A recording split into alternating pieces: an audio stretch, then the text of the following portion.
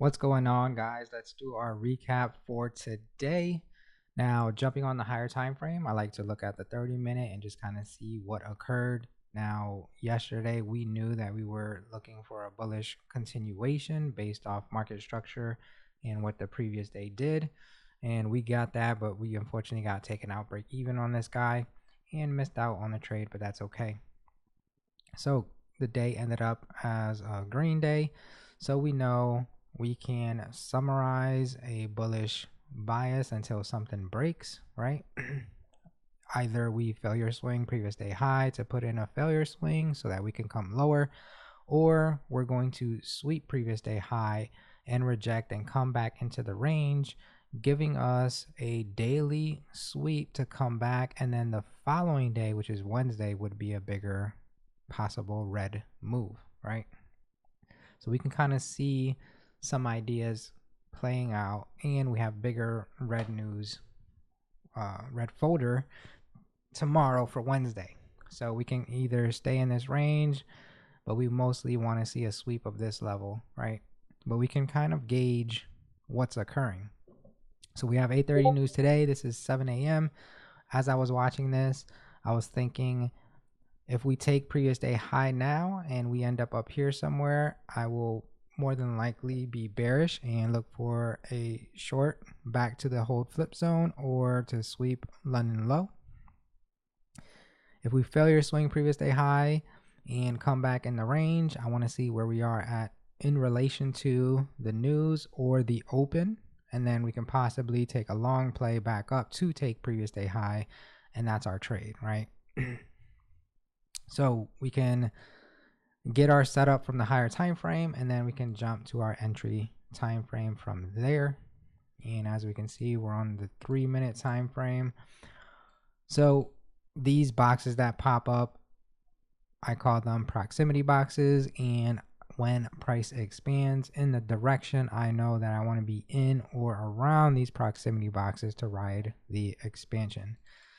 So let's go ahead and turn on some of our oscillators.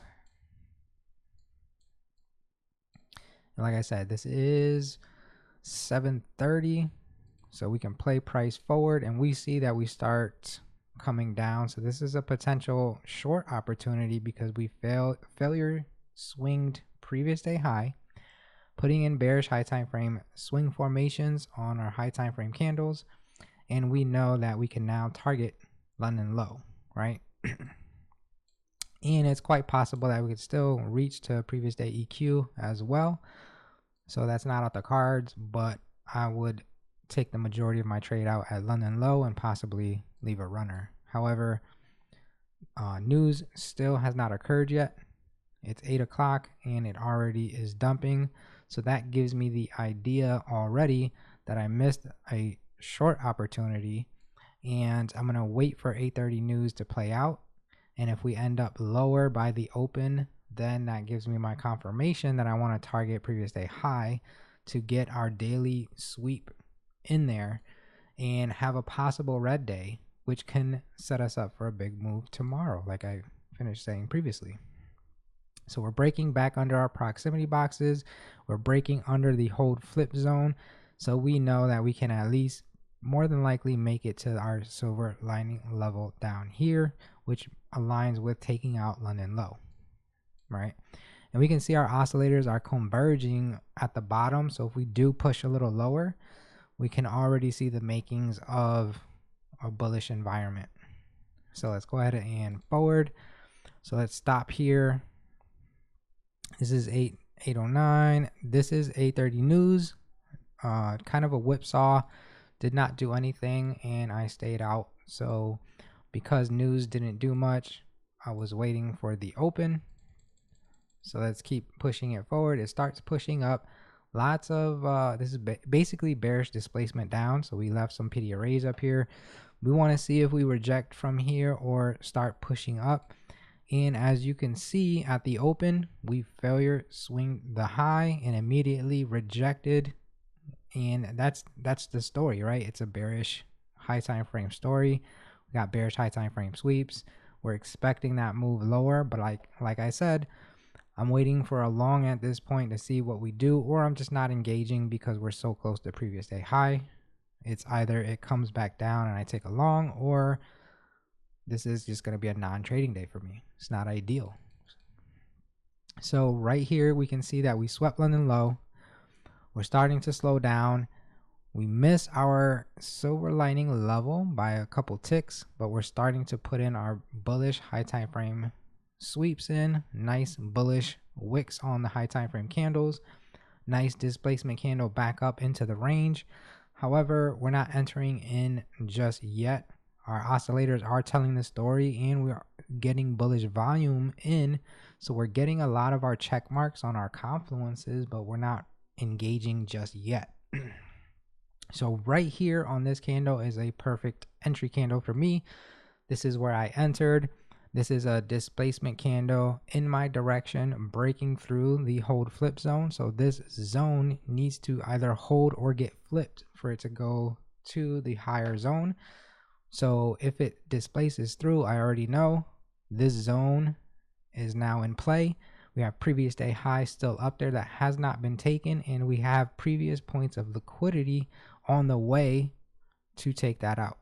So we're breaking back above into our proximity zones, and we want to get above that in order to make sure we're on the right phase of expansion. So right there is where my entry was. You pull the trigger. This is where all the planets align. Right here on this candle closure of this candle. So we took a nice little 85 points. Stop at the bottom of this displacement candle. It doesn't have to be down this low for me, at least, because we've already done the work down here. Price should not have to manipulate back lower unless it's going to keep going lower. So if this is the bullish expansion, I'm going to just give it this candle right here. And as we can see, we get very beautiful delivery.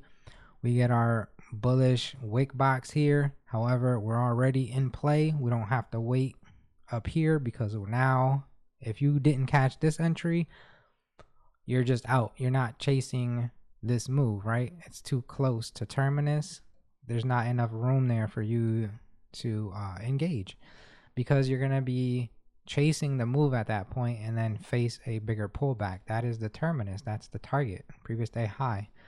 Beautiful delivery to it. A little bit of accumulation, but you want it to spike through. Took us out. Boom. Now, you can't expect much more, right? It took previous day high. That's enough for a daily sweep, and for it to come back in the range, you're expecting it to come back in the range. So there you go. You're not going to swing for the fences on this guy. You're going to take what you can get level to level with the targets and entry, everything clearly defined in here. I know there's a lot of colors and there's a lot of things going on in the charts, and people might say things, but this is all the information that you need to be able to make a precise trade, right? A lot of people will have a bunch of indicators on their chart, but they are competing with each other and not giving you the proper information. As you can see, these indicators are designed to work with each other. Even though it looks very colorful, it's telling you everything you need to know at a glance, and you can make a proper decision when you need to get in a trade. So nice 85-point trade. Lock the account. Wait till tomorrow, the bigger day. Don't forget to like and subscribe, and we'll be back tomorrow.